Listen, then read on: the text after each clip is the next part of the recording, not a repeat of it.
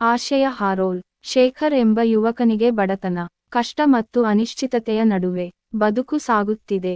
ತನ್ನ ಗ್ರಾಮದಲ್ಲಿ ದುಬಾರಿಯಲ್ಲಿರುವ ತನಕ ಯಾವ ಸಹಾಯವೂ ಇಲ್ಲದ ಕಾರಣ ಪ್ರತಿದಿನವೂ ಶೇಖರ್ ಜೀವನದ ಅಣೆಕಟ್ಟಿನಲ್ಲಿ ಮುಳುಗುತ್ತಿದ್ದನು.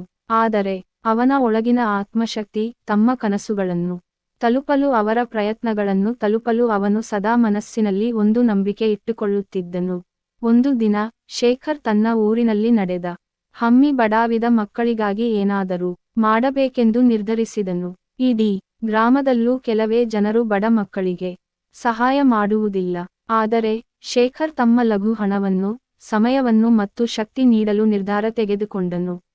ಶೇಖರ್ ತಮ್ಮ ಮಿತಿಯಾದ ಸಂಪತ್ತಿನಿಂದ ಬಹಳ ಕಡಿಮೆ ಹಣವನ್ನು ಬಳಸಿ ಬಡ ಮಕ್ಕಳಿಗೆ ಅಗತ್ಯ ವಸ್ತುಗಳು, ಆಹಾರ ಮತ್ತು ಶೈಕ್ಷಣಿಕ ಸಂಪತ್ತುಗಳನ್ನು ನೀಡಲು ಶ್ರಮಿಸುತ್ತಿದ್ದನು.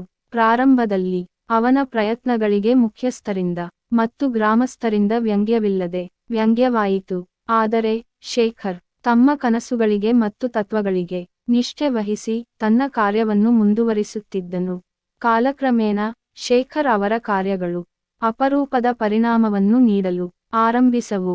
ಆ ದುಬಾರಿ ಮಕ್ಕಳನ್ನು ದಿನನಿತ್ಯದ ಪ್ರೇರಣೆಯೊಂದಿಗೆ ಪ್ರೇರಿತರಾಗುವಂತೆ ಮಾಡುತ್ತಿದ್ದನು.